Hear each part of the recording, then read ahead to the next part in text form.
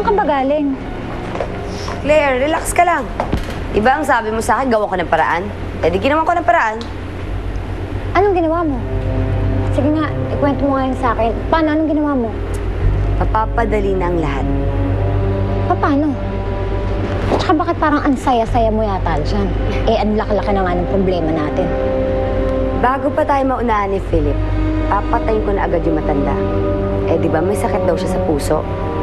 Eh, di pa inumin natin siya ng gamot sa sakit sa puso. Ha? Ang hindi niya alam, habang iniinom niya yung vitamins niya, unti-unti siyang nangihina at nagkakasakit talaga hanggang sa mamatay siya.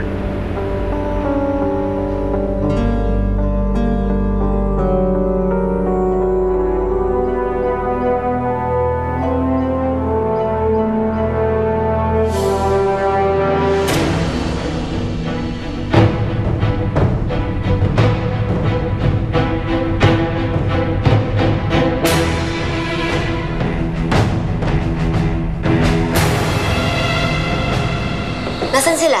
Nandun po sila sa kitchen, nag-aaway. Halika.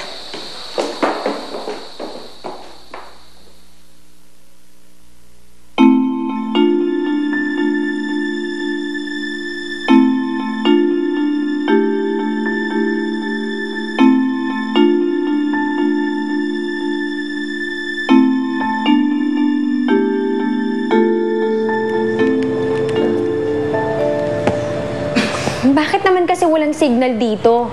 Pati landline wala din. Pag nakalabas tayo dito, bukas na bukas may masisisante. Sino? Si Mang Abner? Hindi niya kasalanan to. Nung lumabas siya ng pinto, nakabukas yan. Pumasok ka lang, nalock na tayo dito. Teka. Parang gusto mo sabihin ako may gusto nito. Oo, gusto ko tama sarili. Pero please, hindi naman sa ganito kainit na lugar. Diyan ka lang ha, huwag kang aalis. Titignan ko lang kung may bintana doon sa likod. Para namang makakaalis ako dito.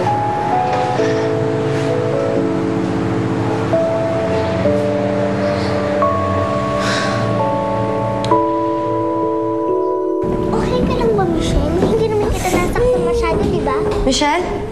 Anong nangyari? Halika nga dito. Ano ba nangyari?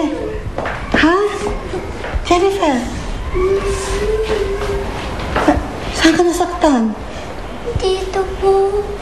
Jennifer, tinulak mo ba si Michelle? Opo, Lola, kasi po. Etong batang to, mas siga ka pa sa mga anak ni Jacob eh. Ay, naku. Halika na nga, antayin na lang natin yung nanay mo sa labas, ha?